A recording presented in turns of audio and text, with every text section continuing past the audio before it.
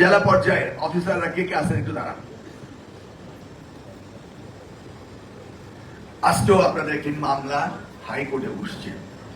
আপনাদের স্কুলগুলোতে প্রধান শিক্ষক কি পরিমাণ আছে?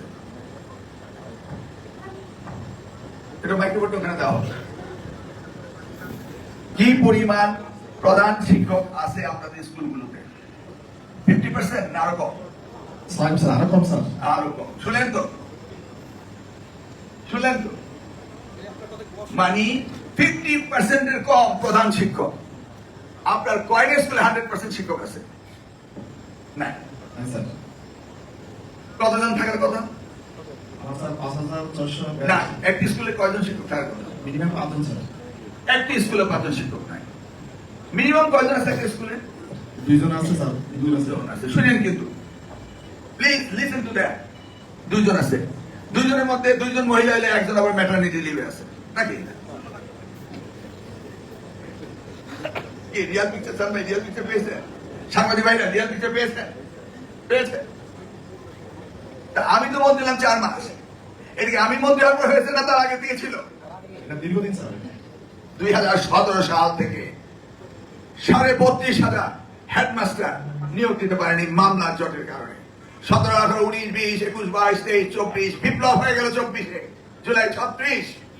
কিন্তু প্রাথমিক স্তরে শিক্ষক নেই, সেই মামলার সমাধান তারা করার চেষ্টাও করেনি।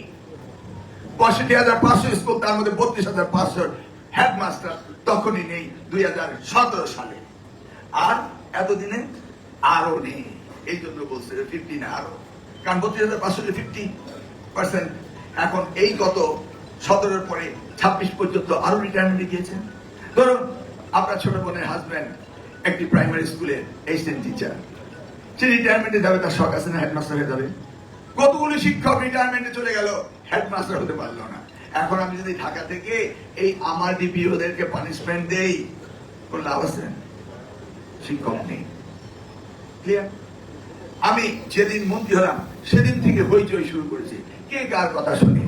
আদালতের জব, হাজার হাজার মামলা, মোর দেন 30,000 মামলা আমাদের শিক্ষা মন্ত্রণালয়ের বিরুদ্ধে। প্রতিদিন মামলা, কোন শিক্ষক কিছু হলেই মামলা। আরে ভাই এটা কি বলে 211 না? যদি আপনি মিথ্যা মামলা করেন, এই মামলা যদি আমি জিতে যাই, আপনি হেরে যান, আমি আপনার বিরুদ্ধে মামলা করতে পারি নাকি? এই ধারাই 211 বলে। এবার 211 ধারায় মামলা করতে হবে। যারা এই মিথ্যা মামলা করে এই শিক্ষা ব্যবস্থাকে অচল করে দিচ্ছে, তাদেরকে কিছু ছাড় দেওয়া যায়?